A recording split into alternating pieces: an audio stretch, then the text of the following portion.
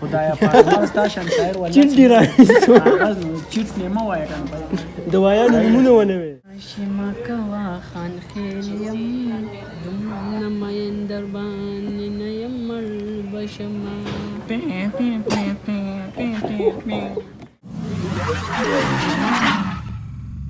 علیکم ملګرو مونږ راغلی یو د دانش صاحب خواله مونږ زموږ د مون نه پس رالو دانش صاحب سره کېناستو موږ چې دی نه مونږ مطلب یو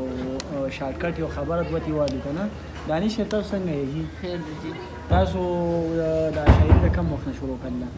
دا زه د 2019 ماشاءالله ډېره ښکلې شاعري کوي او دانش صاحب چې کوم دی یو غټ دانش دی څوټه دانش دی لکه هغه تا کراس کړی دی او ډېر بهترین شاعري کوي مهرباني دی او نو تاسو به اوس د فهد دپاره یو شعر ډالۍ کوئ ښکلی شعر به ورته ډالۍ کوئ چې سم ځکانې واړی نو داسې شعر به کوي ځه فهد دپاره به یو ټپه ډالۍ کړم ټپه وکړه ځه ترنم کې صبر وکړه لږ صبر وکړه ښه یو نن صبر وکړه دغه به دې کټ کېږي نسوار ځه شروع وکړه ځه د دنداسي د پر د پاره اواز لږ تیز کړئ جنې یاري د دې روجي هلک کوینا خراب دی صحیح ده صحیح تیزر ور ټول پوزیشن دی ولا خراب ته به موږ شی ګرمو ته پس اوس مخې د انټرویو د پاره نه نه صحیح ده هغه شی ده کنه هغه موږ بیا کټ کوو ایفون دی ځه هغه څه بګی کوي لکه وایه ما واړو خدایا پاک ستا شان شاعر ولا چیټ دی راځو کاغذ نو چیټ نه مو وای کنه دوايانو نمونه ونه وي ځه دا خو داخل ته اوس دا کوه ځه نا وخت لري کنه یار پات انتظار دې چوز وکړه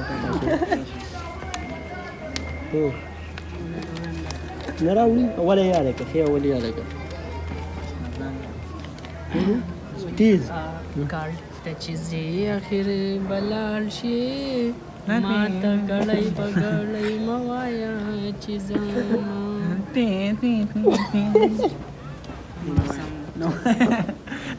ما دا ما خراب ټول خوان هغه دومره خدا ټرینډ دی ځکه وایي ځه بیا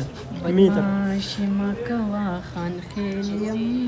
دومره مین دربان نیم مړ بشما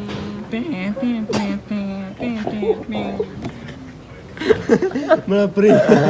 هغه ته ستار وایي نو هغه ستاسو اواز برابر دی ته مه شرمېږه زه وایي ډاډي شرمېږم نه خو تیز وایي زه به سیبه دا وار چې پرې دا به وځه نه وای وای نه نه ډور کې اوسې په لږه وای یار مې د دې روزه د سوات یم دکانداري ورته بټ خېل کی کوم آی هاي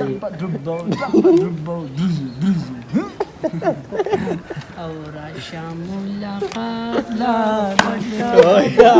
باسوا صحیح دی پتن سودو هاي هاي بن فجل خانه تو واس خطا کی می ویلې دی دا د جیل سړی روټي دی ته بل اچي خو نه قاضي ته وایه جانان پرېږده په ضمانت کې وایه اوس بنت پس